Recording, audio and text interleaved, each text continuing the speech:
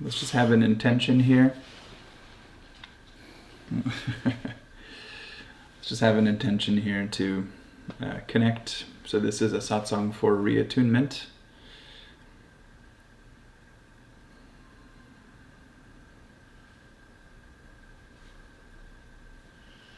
So any attempt to get the mind to flow towards the absolute truth or the Atma, or that everything is made out of one substance, which you can call self or God or whatever you want to call it. So that's attunement. There's no other type of attunement. It's just that's the attunement. It's moving in that direction. So anytime the mind and the heart think and feel about life in a way where it's not considering that it's all the same substance, even if it's a positive thing, is not technically considered attunement or reattunement. It's positive, and so it's moving in the direction, but it's not technically considered attunement. At least on a strictly speaking, scale. So we're going to have this intention to attune, and so the energy of the event or the satsang, but what that means is that we're attuning to Atma, or the sense that everything is built out of the same substance. It's all dream material built from the great cosmic dreamer. There is no other entity. Not a you, not a me, not a, other. It's just all built from the same, cosmic dreamer, if you will. So that is the nature of what we are doing when we're trying to attune. So let's just take a moment to sit with that and connect.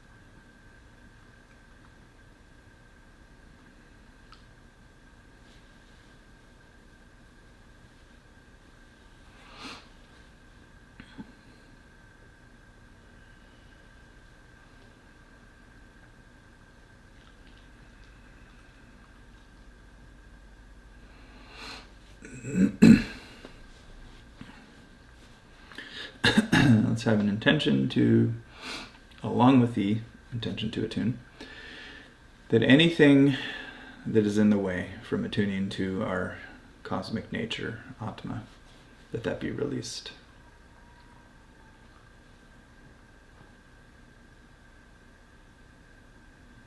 If it can't be released, may we gain insight to be able to see through it, see the illusion of it,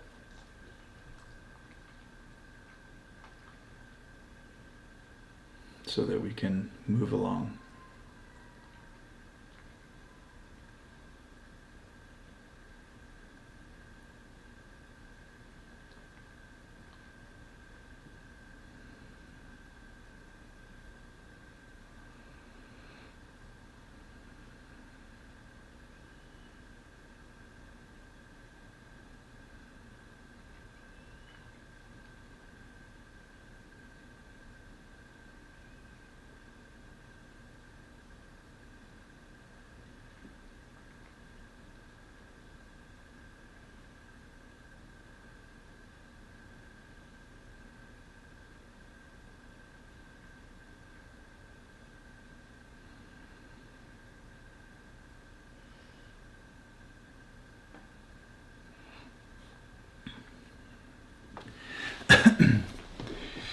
So to talk a little bit about reattunement,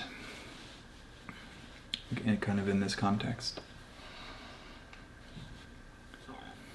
There's one side which is the relative personal side. So we feel ourselves, whatever we think that means. But if we feel the body, we feel movement in the mind, movement of prana, energy, emotion.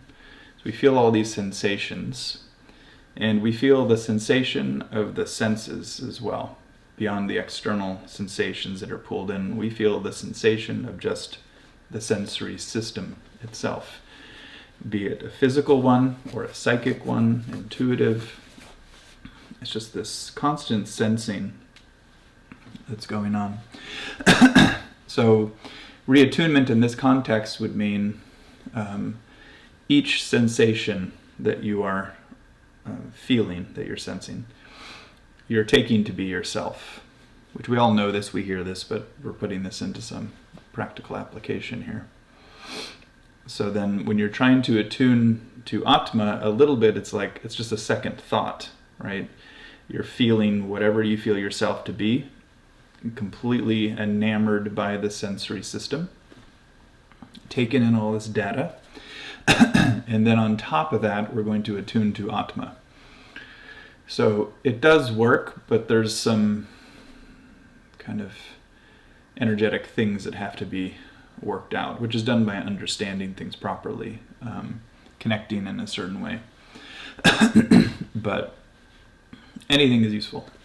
So if we try to connect to Atma, part of our mind too will say, well, I don't know what Atma is. Yeah, I read it in a book once. I heard it in retreat once. And that's great. It gives some context. Now, are we connecting to Atma when we're trying to reattune to Atma like that? Sort of yes, sort of no. Yes, because Atma is supposed to be infinite, so how could you not connect to Atma? And I'm saying this in a very personal way. On a cosmic level, erasing the person completely, everything is Atma, and there's no such thing as connection nor disconnection. It's taking it definitely a level up. So the whole conundrum of the path is gone. So we're not in that level, so let's take it down a couple notches. So we're on that level where we are completely saturated in our sensory system, feeling the entire external and internal environment, and then believing that those sensations somehow either belong to us or define us or mean something about existence, in the truest sense. And it really doesn't. It has to do with more the ephemeral, kind of transient sense. Like you see something, comes and goes. You hear something, comes and goes. You feel something, comes and goes. Everything is constantly moving. That's the nature of Maya. It's waves. It's just coming and going, peaking and troughing, coming and going, just constant. And we are so inundated by the feeling, that it's just reminding us that we're this thing. So we feel, at least. So we believe that the feeling equals us. We forgot that we're the feeler of the feeling. We forgot that we're the sensor of the sensation. And we end up believing that all that we are, sensing somehow is the amalgamation of us. But the amalgamation that we feel is actually just an amalgamation of sensations, nothing more. So that means that everything that you've ever felt is sensation. You've never felt yourself. Atma is infinite. It's not an object that can be sensed with fingers, or with eyes, or with ears, or with nose, with tongue, or with anything else. It's what does the sensing, but is not sensed by the senses. So it's like that verse from the Upanishads where part of it is, Brahman gives the power to see, but it itself cannot be seen. So it gives the power to see, but it can't be seen. With all your powers to see, you can't see it. Gives you the power to taste, but no matter how much you can taste, you can't taste Atma.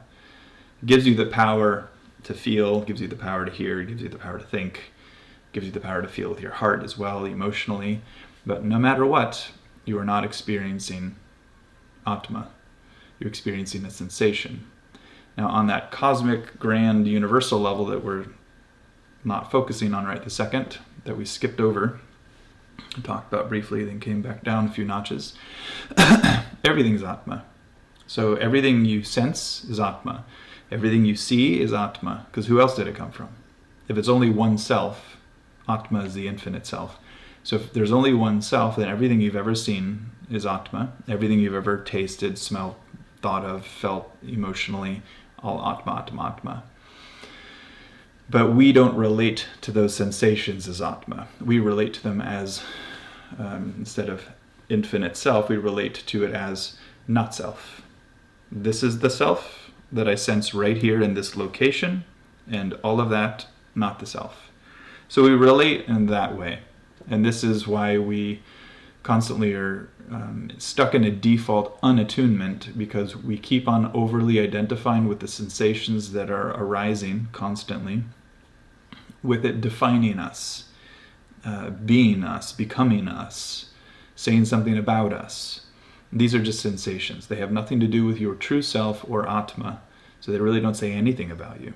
They say something about the nature of the system, the nature of the bodies, the nature of the mind, the nature of the emotions, and they kind of spread across the gamut. But Atma is kind of off the scale, not affected by the gamut, of higher and lower thought, emotion, and consciousness in terms of relative, expanding, contracting type idea of consciousness. So when you're attuning, you're kind of trying to notice also whatever you're feeling is not really the truth. It's not really Atma. Again, if you want to take the super high road, everything is Atma. But we usually don't call it Atma at that point. We call it Brahman. Everything is Brahman. And you happen to be that. There's no other self. So the same you that you feel, that you-ness that you feel, that self, when you say, this is me, just feel that in you. When you say, this is me, it's definitely shrouded in ego and sensation, but the feeling that's really deep and personal, this is me, that is the same me-ness that I have, that everyone else has. There's no other me stating that. It's one cosmic self, one cosmic me, capital M-E, that is stating this. So this is what we're trying to do, to redo our default, which is to interpret things as self, which we're just pointing to sensations. It's not actually even Atma in that case, and not self. We are trying to look at what exists beyond that game. Not outside, but almost like if you have to say something as the underlayment. The substratum to the game is unaffected by all sensations, unaffected by all creation, all objects. So it's this process of contemplation, which is feeling what you feel and then looking at how it's not really pointing to the absolute truth, and that adjusts your experience. So contemplation is not just like some thinking, incessant thinking. This is not about intelligence or information gathering or knowing anything else. We're actually trying to know the least. We're trying to drop objects, drop ideas, drop sensations, drop what we think we know ourselves to be and what we think life is based off of information. And we're trying to sink into the essence of it, which is not verbalized. So even though we use words like Brahman and Atma to point, it's not verbalized. So these are just words that are pointing. So it's like we're on a path where we're walking into oblivion. We don't really know the direction. We're taking a step forward in where? Well, we don't know where. All we know is where we are isn't the truth. That's what you have to get certain with. The idea that Atma is out there, or it's the next rung on the ladder, or it's the eventual destination, it's kind of fine to have, but it also is a part of whatever your psychological makeup is right this second. because it changes. The idea of Atma and Brahman will change over time. They don't stay the same. They change. So the contemplation starts with kind of that me feeling. Feel the me. And even though I said it's Atma, it's the same me. Technically, the me that you're feeling is a watered-down version of Atma. Because there's only one thing that can kind of recognize its own existence, and that's Atma. So, mind doesn't recognize its own existence. It just recognizes it through its ability to interact with thought, for instance. Because something's happening, I exist. But it doesn't actually recognize its own substratum, its own existence. So it's kind of an interesting contemplation to think about. I exist. How do I know this? And what you're going to find is you're going to go through all of the sensations that you've been using to validate your sense of existence. But, if you didn't do that, would you still exist? You'd say, well, how would I know? Well, that's precisely kind of the point. Maybe the you that you feel you are wouldn't be there to know. The knowing would remain, but without the model of a me that you feel yourself to be, that's overly identifying with all the sensations and mistaking it to be the Atma, maybe that smaller sense has to go, and the bigger sense emerges. That's why we say it's like revealing the truth, or it's emerging wisdom. You don't go gather it. You can get it, you can memorize it in books and everything, but that doesn't necessarily take you anywhere. It might help subdue the mind and some lower emotions, but if you want to go further, kind of break open the ceiling of self in terms of the way that you interpret yourself and expand the self, so to speak, expand the mind, expand the heart, you have to look at what you really believe and then decide maybe it's not really the Atma, maybe it's not really the truth. So we have to look at things a little bit differently. So look at that me sense and feel it. So I don't care the rest of it. I'm me because the body. Who cares about the body in that sense? Get into the core of your being and feel the me sense. When you get a good sense of that me-ness, understand that because you can see it, because you can recognize it, it's a thing that has been recognized. It is not the true self, which is thingless. It's a thing, it's a sensation, it's a feeling, it's a density, it's a location. It's an object that is being identified with having some position in time, space, and distance. It's having some structure, having some texture, having some quality, good or bad, neutral, having some expansion or contraction. So there's some way that you are identifying yourself. It's not the Atma. Atma doesn't have to go say it's Atma. There's nothing else other than Atma. So every single time we feel like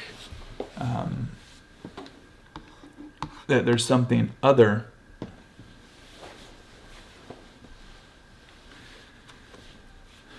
we have to kind of, meaning anything that's identified, then we have to kind of see the illusion behind it. You can't just say let it go. I was going to say surrender, kind of, but you can't just let something go unless you actually see it has no value. Okay? If I give you, $1 billion, and it's a part of this world that has that value, so it means something. Let's just say that we went to a different planet and I gave you $1 billion, but on that planet, the inhabitants don't use any of that currency and it's useless to them. And you're never coming back here where it has meaning, so the $1 billion has no meaning. So it seems to mean something, and because other people believe it means something, we take stock in that and we say, okay, it means something. This is valuable. I need it. I want it. This will do something good for me. You go to another place, it doesn't do the same thing. So this is a transient kind of sense and meaning. This is not a real or actual thing. So we want to be clear on who we are as Atma. But we can't do that if we cling to things that define us. So it's a part of the path. You can't just jump ahead, but you can definitely kind of focus on that sense of self. See what you feel and know that, okay, if I can feel it, at least settle with this, if I can feel something, it can't be my infinite self. It can't be Atma. So I'm going to let it go. It has to be convincing enough, though, where you actually believe that, because I can feel it, it's an object that's being felt. Who's the feeler of that feeling? So when you say, like, okay, this deep inner sense is me. Okay, well, who senses that? That's how you take it, like, one step in. So you sensed the me feeling, and you feel that that's true, that this is me. Who or what senses that? So then once you see, at least clearly, that something else must sense it, then you can't be that feeling that you just identified with being me. So this is like letting go of a false layer of self so that something else can come through. Letting the truth emerge, a greater wisdom emerge.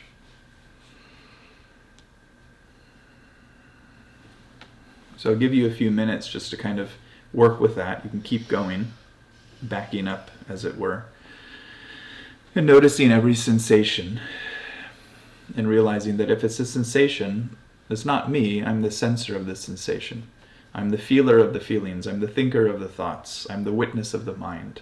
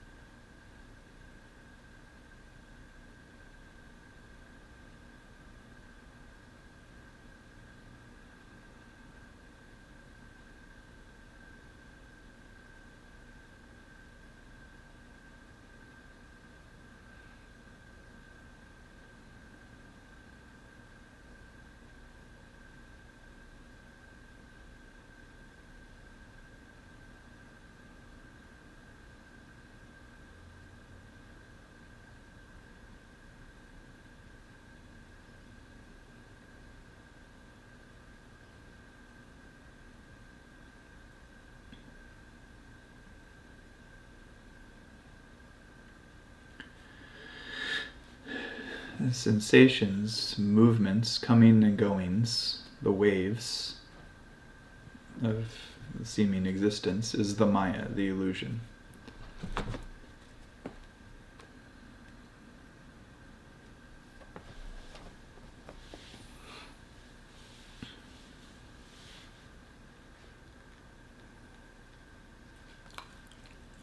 So to focus on and say, okay, I want to connect to and find the truth. Yeah, that's not always the easiest, even conceptually. It's like, how do I find the truth? Well, sometimes you can't.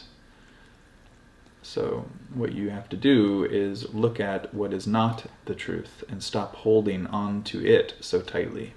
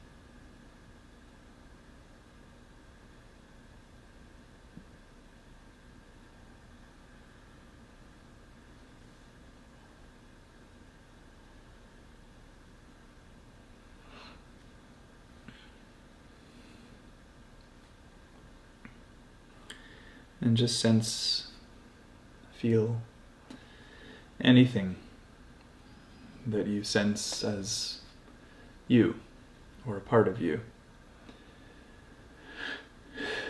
And at least start with an intention, just to let it go.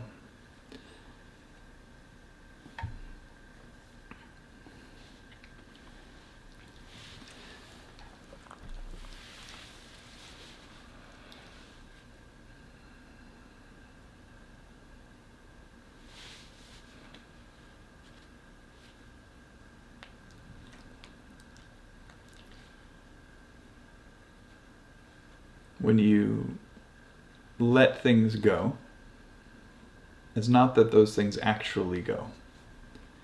They're just no longer kind of held in focus, as the truth. When you're the truth seeker, you're not an abandonment, creator. You are just simply letting go of what you identify with, that you believe defines you in your life so much, so that you could realize your own formless truth. A self without border, without edge, without definition, to experience your undefinable state of being.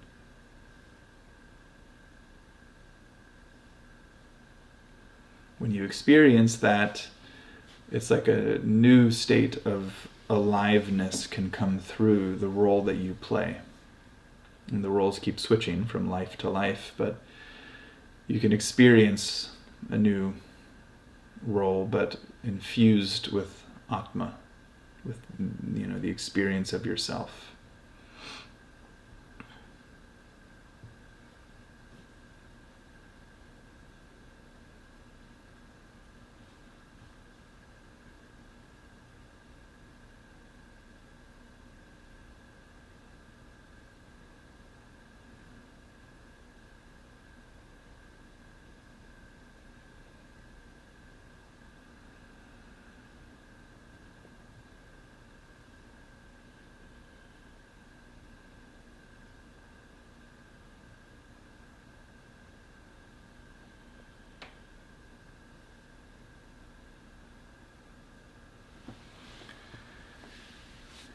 The reason why in puja we offer things to Atma is because of this understanding that everything is Atma. Ultimately, everything is the infinite self. And all the little sensations we hold on to so dearly that helps to make us maintain our separation, we're noticing that and we're offering that to Atma, to the unseparatable self. So we offer food, we offer candles, we offer incense, and they do have deep personal meanings as well.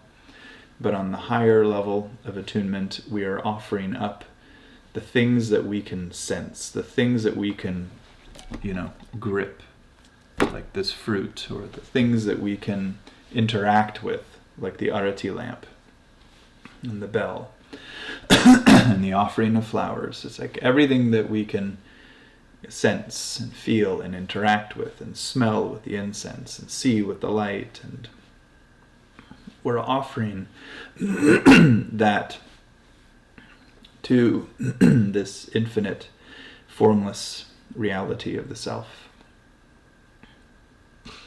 And in so doing, our relationship with the forms change.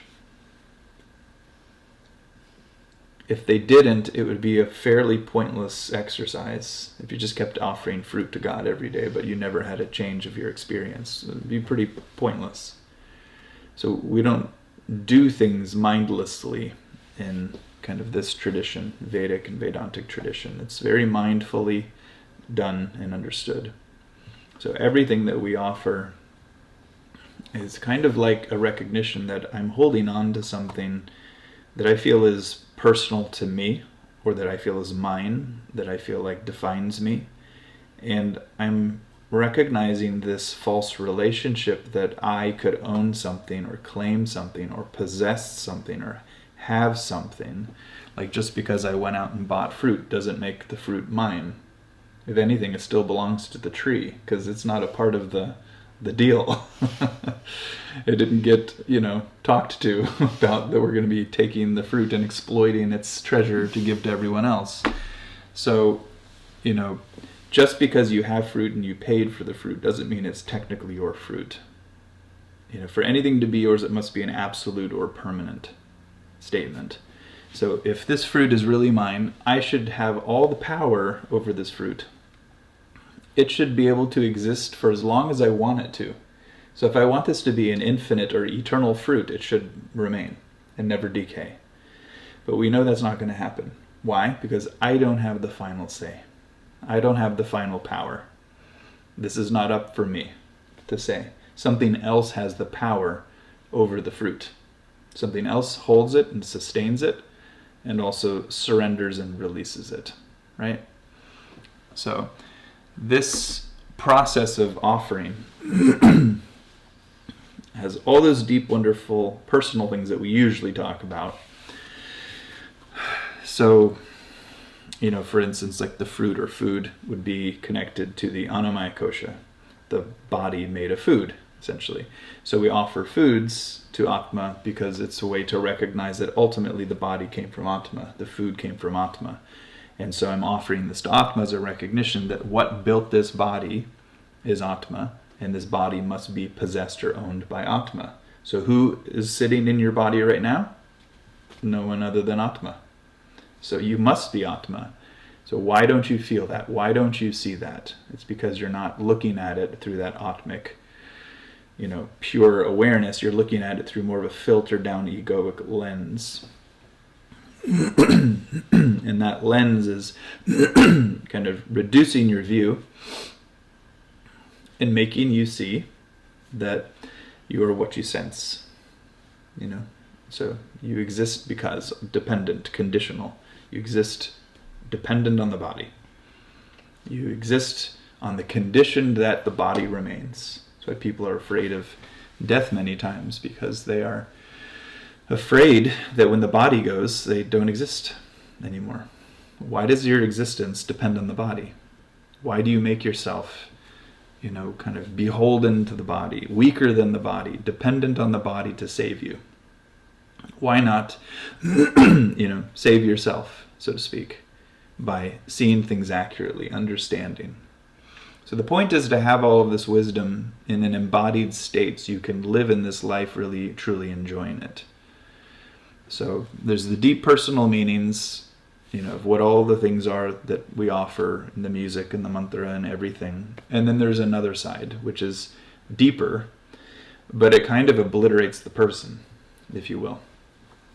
And not because we're trying to, hate being a person, and I just wish I could get rid of this ego, and I wish I just could be the universal self, and it's not that kind of weirdness, of a strange relationship. It's more of understanding that, I am unextinguishable. I was never born and never will die. That's the Atma. So you, which is what's inhabiting those bodies, is Atma. So you, that true you, has never been born and will never die. The body has been born, the body will die. Things will come into existence, things will go out of existence, but Atma remains always unchanged, untouched, unaffected. So reattunement in this sense is focusing on the highest. Other reattunements is focusing there, but it's almost like you stop off somewhere in the middle, which is more like a sympathizing with your needs, I'm a being, I'm in pain, I have suffering, I feel not connected, how do I connect? And so then we say, okay, well, let's just be a personal being and think of a deity that is meaningful to you. And then we'll take some fruit and we'll offer it to the deity, and maybe the deity is hungry. You can make it really personal, or you can make it more cosmic, where everything's more symbolic, personal, which we usually do. But you could do the thing too where you imagine that your beloved, deity is hungry, and and so you get it some food, make it some food. It's thirsty, so you give it some water. It's dirty, so you wash its feet, like wash its hands. All these things. It's just ways of getting us to take our mind and focus this way, towards Atma. But we're stopping off at something that's greater because we're identified so small. And so any step towards this, which is going, it's like coming out from the little tiny self into the God idea, and then it just gets bigger and bigger and bigger and bigger. And so when you're at the stage where it's the biggest and it's all pervasive through all aspects, where is it and where is it not? It's kind of like the whole equation is bust. It's all gone. So there's no longer this sense of it being somewhere or not being somewhere. It's not an object that is attainable or unobtainable. It's off the quest. It's off the path. And yet we can still walk the path and try to go from step 1 to step 2 to step 3, and it seems like it still actually has a positive impact and does take us in these directions so that we can get closer to this Atmic understanding. So, in a nutshell, not just with the puja side, but the other, is you can always feel that sense of self. It's always there within you. And then you want to be careful with it and notice how you are defining your sense of existence or worth or beingness based off of a condition. I exist because my body's here. You're dependent on the body. So when the body's gone, then are you existing? So that's the conundrum we find ourselves in. So if you don't properly understand these things, then you kind of get, stuck. So the idea is simply just to, contemplate on it so that you feel like you're more aligned, more attuned. All right, so that being said, we're going to make some offerings. And then we're going to chant a little bit and connect on those levels. So all of it is useful. If you are, let's say the ladder has 10 rungs to climb to the top. If you're feeling like you're in the mud today, which means you're off the ladder, you're on like rung 0, which means you're not on the ladder yet, you're underneath it in the puddle of mud, then rung 1's fine for that day. Don't stretch to rung 5. Rung 1's fine. If you feel like you're on rung 1, rung 2 is the next step. If you feel like you're on rung 3, then rung 4 is the next step. So this is what we're trying to do. Just move with, as gracefully as we can, kind of through this whole process of evolution, taking the necessary step that helps us go from point A to point B to point C. So it's not going to be a perfect ride, perfect journey. So a lot of times I see that with people. I say this for this reason, is that people will say, I need to be doing sadhana, and sadhana is really this, and it's really that, and they're trying to make it so perfect. And it doesn't really work like that. From rung 9 to rung 10, there is no sadhana. From rung 1 to rung 2, there's definitely sadhana. There's definitely a lot of trial and error and figuring out, and a lot of personal relating. Rung 9 to rung 10, what's the personal relating from whom? So the path changes profoundly. And if you're in the dirt that day, because we change day to day, as long as we identify with the conditions, if you're in the puddle of mud, don't try to comprehend rung 10, So that's kind of the thing. You want to work with where you are and see what makes sense to you for that day. You can change it after. So you hop around. So that's why the puja has multi-levels of meaning. And so I was explaining a few today. But on a day where you're in the mud, it's only going to be, please God, eat this food. I'm suffering, help. That's pretty much all you're going to be able to say. You're not going to be able to sit and just be in a state of gratitude and lovingness for your beloved that you feel isn't helping you today. You're just going to be crying in pain and saying, why aren't you helping me? Why aren't you helping me? And trying to do some sort of a healing technique that you feel like will dislodge the suffering as best it can. So if you're on a different level where you're already kind of slightly meditative, and doing puja is a whole other thing. you're going to feel like it just connects you and pushes you further into meditation. And so it's very different. So every day it's different. So honor your difference in that day. We're transcending it, but honor it first, sit with it, figure out what's step 1, step 2, step 3 today. And, don't think that practice needs to be perfect. There is no such thing. And if you have that, it'll just give you a headache because you'll never be able to succeed. So practice is imperfect. It's kind of contradictory in many ways. One moment you're contemplating there is no self and there is no this and there's no that, and it feels like it's more of this homogeneous kind of experience of existence. And then in the next moment you're sitting in some state of suffering because of all that it dislodged through that contemplation, and now just saying, God, please help me, anything, please, anything. They're completely disconnected. And then you kind of go up and down and disconnect and reconnect. So it's just a part of the process of reattunement. We're always having to reattune, which means you have lost attunement. So that's why it's reattunement or attunement as a thing to do, because you're not attuned. So it's a constant process of learning how to attune. You'll lose the attunement, you'll have to reattune. You'll lose the attunement, you'll have to reattune.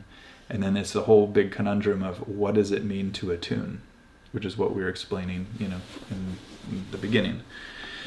So what is attunement and how to do it? And it's a multi, conversational point, and I mentioned some. But the easiest one is probably you take some blessed object and you make some offerings to it, and you have an intention to connect to that energy that it brings. So it can be, something that has to be blessed, or it has to be a picture of like an authentic, liberated, enlightened being, a Sadguru. Or if you don't have anything like that, or you don't know what to do, then connecting to anything that you feel has some positive energy.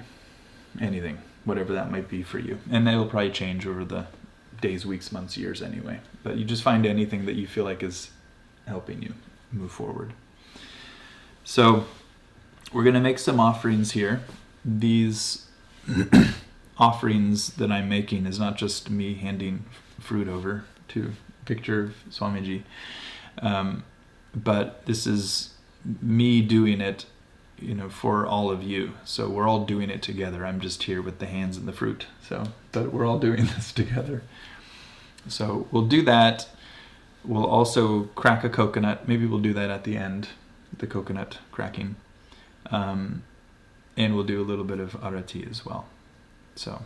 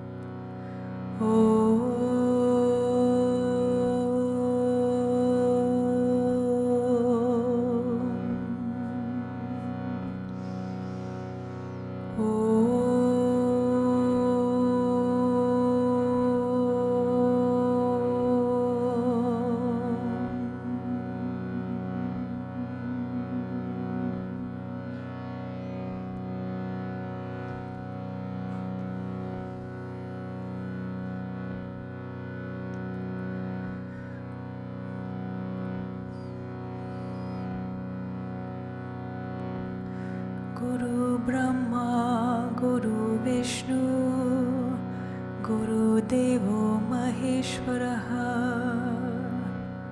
Guru Sakshat Parabrahma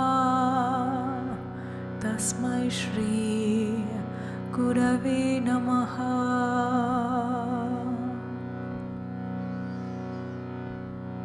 Om Shri Gurave Namaha.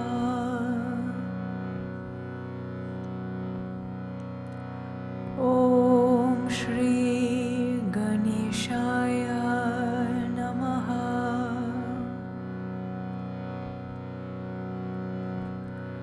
Om Shri Hanumate Namaha.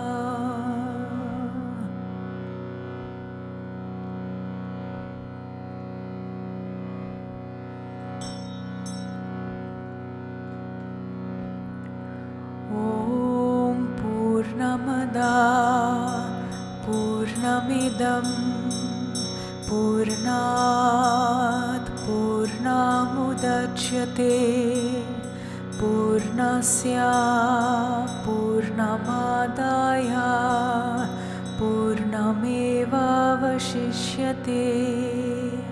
Om Purnamada Purnamidam Purnat Purnamudachyate Purnasya Purnamadaya Purnameva Vashishyate. Om Purnamada Purnamidam Purnat Purnamudachyate Purnasya Purnamadaya Purnameva Vashishyate.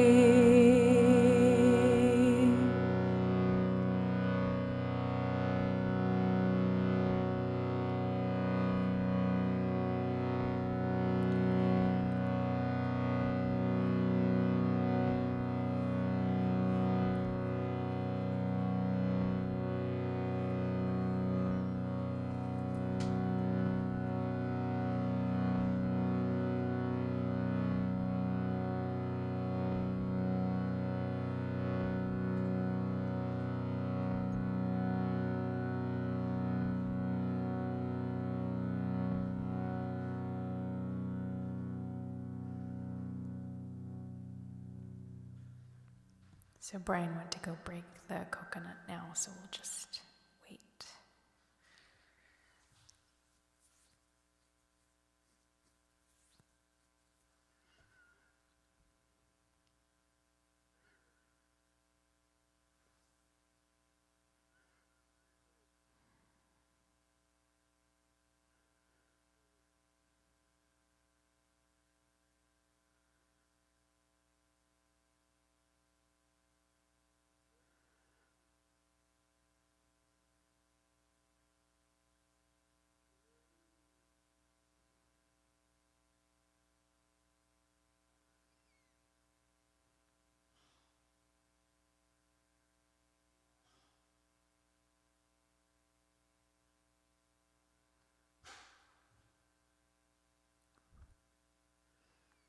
And it is done.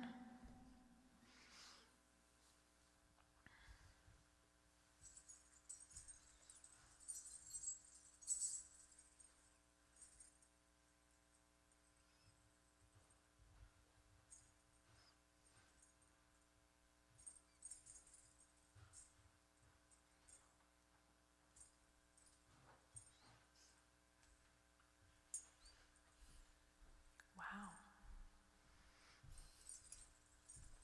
Good sign. The perfect split.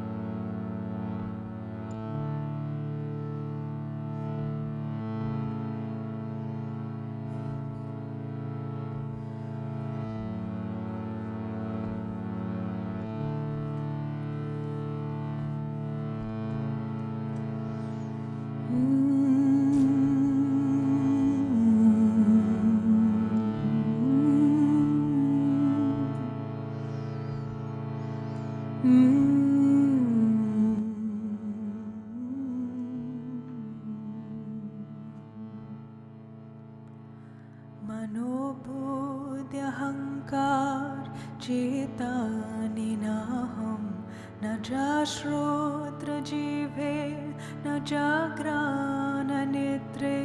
न चाप्योमभूमिर्न तेजो न वायु चिदानन्दरूपा शिवोऽहं शिवोऽहं चिदानन्दरूपा शिवोऽहं शिवोऽहं चिदानन्दरूपा शिवोऽहं शिवोऽहं चिदानन्दरूपा शिवोऽहं शिवोऽहं चिदानन्दरूपा शिवोऽहं शिवोऽहं न च प्राणसंज्ञो न वै पञ्चवायु न वा सप्तधातुर्न वा पञ्चकोशा न वा क्वानिपदो न चोपस्तपायु चिदानन्दरूपा शिवोऽहं शिवोऽहं चिदानन्दरूपा शिवोऽहं शिवोऽहं चिदानन्दरूपा शिवोऽहं शिवोऽहं चिदानन्दरूपा शिवोऽहं शिवोऽहं चिदानन्दरूपा शिवोऽहं न मे द्वेषरगो न मे लोभमोहो मदो नैव मेन्नेव मत्सर्यभाव न धर्मो न चर्तो न कामो न मोक्ष चिदानन्दरूपा शिवोऽहं शिवोऽहं चिदानन्दरूपा शिवोऽहं शिवोऽहं चिदानन्दरूपा शिवोऽहं शिवोऽहं चिदानन्दरूपा शिवोऽहं शिवोऽहं चिदानन्दरूपा शिवोऽहं शिवोऽहं न पुण्यं न पापं न सुखं न दुःखं न मन्त्रो न तीर्थः न वेदः न यज्ञः अहं भोजनन्नेव भोज्यं न भोक्ता चिदानन्दरूपा शिवोऽहं शिवोऽहं चिदानन्दरूपा शिवोऽहं शिवोऽहं चिदानन्दरूपा शिवोऽहं शिवोऽहं चिदानन्दरूपा शिवोऽहं शिवोऽहं चिदानन्दरूपा शिवोऽहं न मृत्युर्न शङ्का न मे जातिभेदः पिता नैव मेन्नेव माता न जन्म न बन्धुर्न मित्रं गुरुनैव शिष्य चिदानन्दरूपा शिवोऽहं शिवोऽहं चिदानन्दरूपा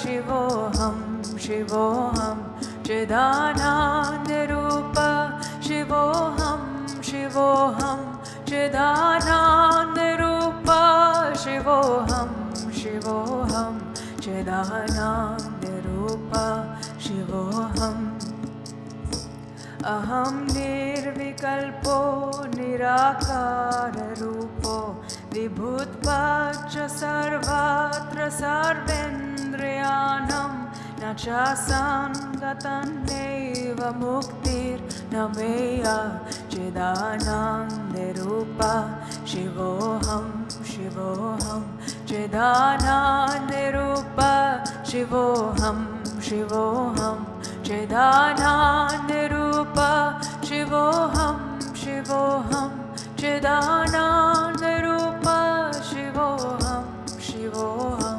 चिदानन्दरूपा शिवोऽहं शिवोऽहं चिदानन्दरूपा शिवोऽहं शिवोऽहं चिदानन्दरूपा शिवोऽहं शिवोऽहं चिदानन्दरूपा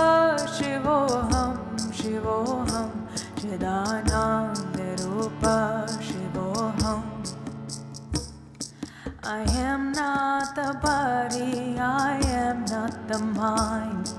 I am not the earth and I am not the sky, not the stirrings of the heart of my innermost self.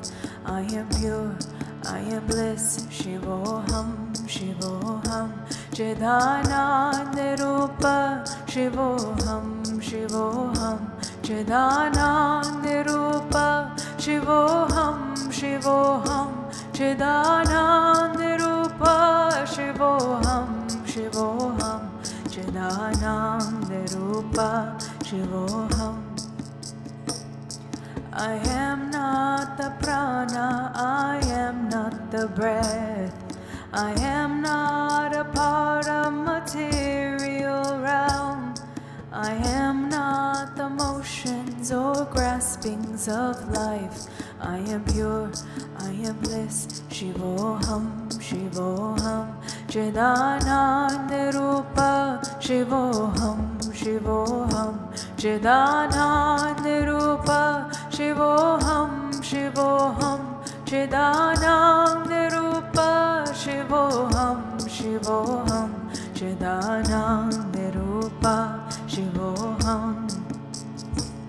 Not hatred nor like, not greed nor pride, not feelings of envy or goodwill inside, not dharma, desire nor salvation abide.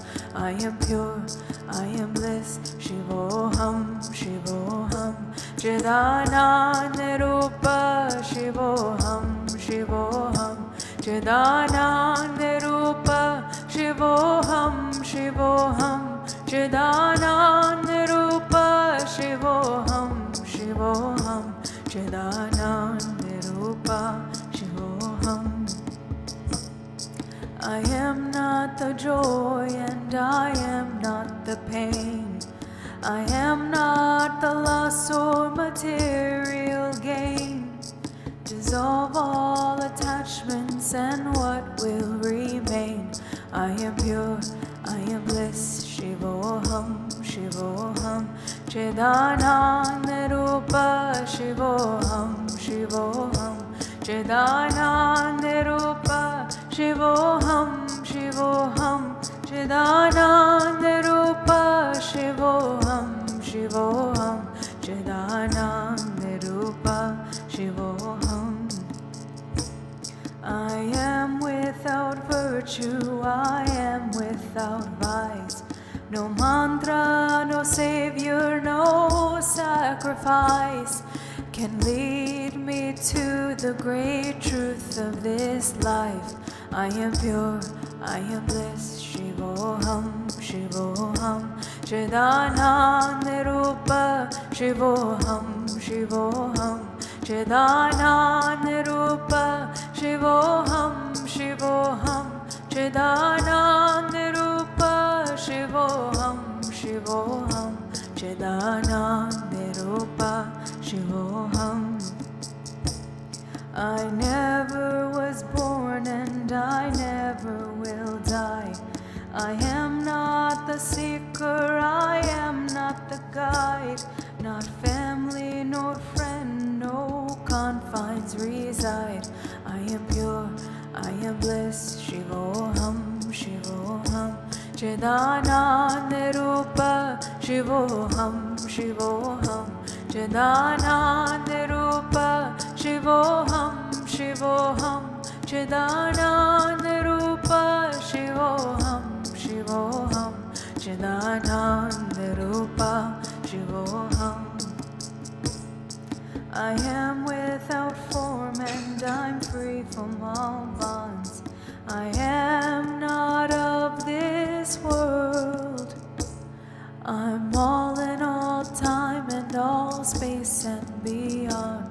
I am pure, I am bliss, Shivoham, Shivoham, Chidanandarupa, Shivoham, Shivoham, Chidanandarupa, Shivoham, Shivoham, Chidanandarupa, Shivoham, Shivoham, Chidanandarupa.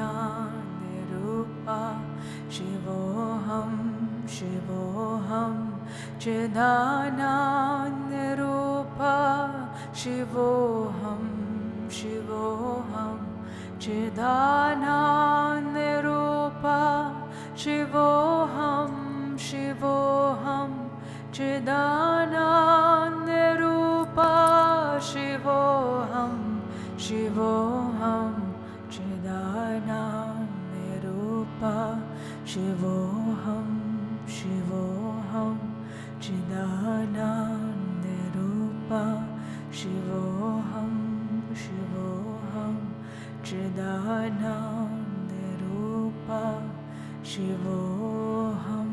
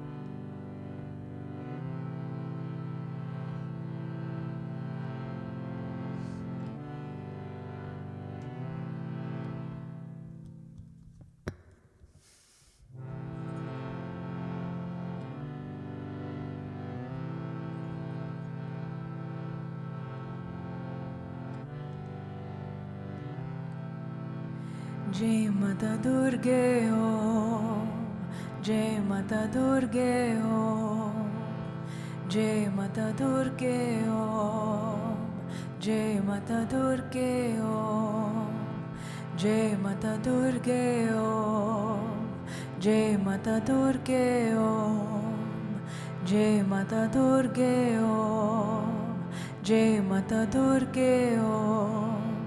Jai Mata Durga Om, Jai Mata Durga Om, Jai Mata Durga Om, Jai Mata Durga Om, Jai Mata Durga Om, Jai Mata Durga Om, Jai Mata Durga Om, Jai Mata Durga Om, Jai Mata Lakshmi Om, Jai Mata Lakshmi Om, Jai Mata Lakshmi Om, Jai Mata Lakshmi Om, Jai Mata Lakshmi Om, Jai Mata Lakshmi Om, Jai Mata Lakshmi Om, Jai Mata Lakshmi Om, Jai Mata Lakshmi Om, Jai Mata Lakshmi Om,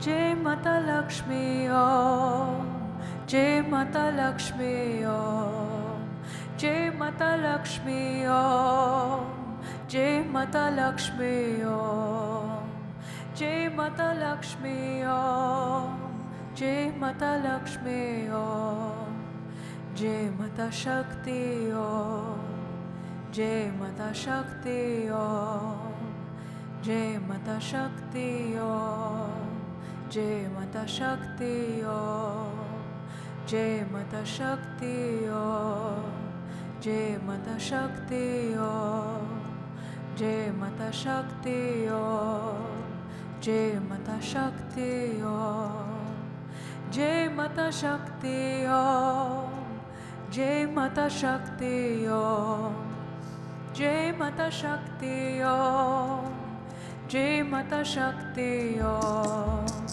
Jai Mata Shakti Om, Jai Mata Shakti Om, Jai Mata Shakti Om, Jai Mata Shakti Om, Jai Mata Kali Om, Jai Mata Kali Om, Jai Mata Kali Om, Jai Mata Kali Om, Jai Mata Kali Om, Jai Mata Kali Om, Jai Mata Kali Om, Jai Mata Kali Om, Jai Mata Kali Om, Jai Mata Kali Om, Jai Mata Kali Om, Jai Mata Kali Om, Jai Mata Kali Om, Jai Mata Kali Om, Jai Mata Kali Om,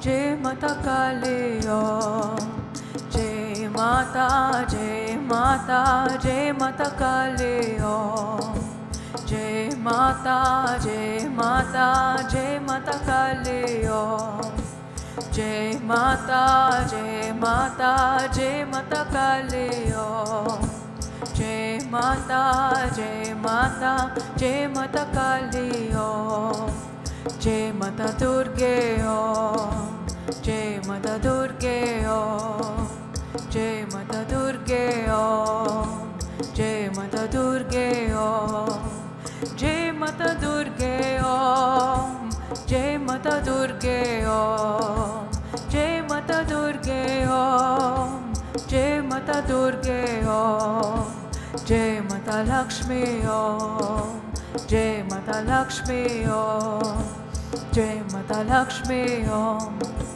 Jai Mata Lakshmi Om, Jai Mata Lakshmi Om, Jai Mata Lakshmi Om, Jai Mata Lakshmi Om, Jai Mata Lakshmi Om, Jai Mata, Jai Mata, Jai Mata Lakshmi Om, Jai Mata, Jai Mata, Jai Mata Lakshmi Om, Jai Mata, Jai Mata, Jai Mata Lakshmi Om, Jai Mata, Jai Mata, Jai Mata Lakshmi Om, Jai Mata Kali Om, Jai Mata Kali Om, Jai Mata Kali Om, Jai Mata Kali Om, Jai Mata Kali Om, Jai Mata Kali Om, Jai Mata Kali Om, Jai Mata Kali Om, Jai Mata Shakti Om, Jai Mata Shakti Om, Jai Mata Shakti Om, Jai Mata Shakti Om, Jai Mata Shakti Om, Jai Mata Shakti Om, Jai Mata Shakti Om, Jai Mata Shakti Om, Jai Mata, Jai Mata, Jai Mata Shakti Om, Jai Mata, Jai Mata, Jai Mata Shakti Om, Jai Mata, Jai Mata, Jai Mata Shakti Om, Jai Mata, Jai Mata, Jai Mata Shakti Om, Jai Mata, Jai Mata, Jai Mata Shakti Om, Jai Mata, Jai Mata, Jai Mata Shakti Om, Jai Mata, Jai Mata, Jai Mata Shakti Om, Jai Mata, Jai Mata, Jai Mata Shakti Om, Jai Mata Shakti Om, Jai Mata Shakti Om, Jai Mata Shakti Om, Jai Mata Shakti Om, Jai Mata Shakti Om, Jai Mata Shakti Om,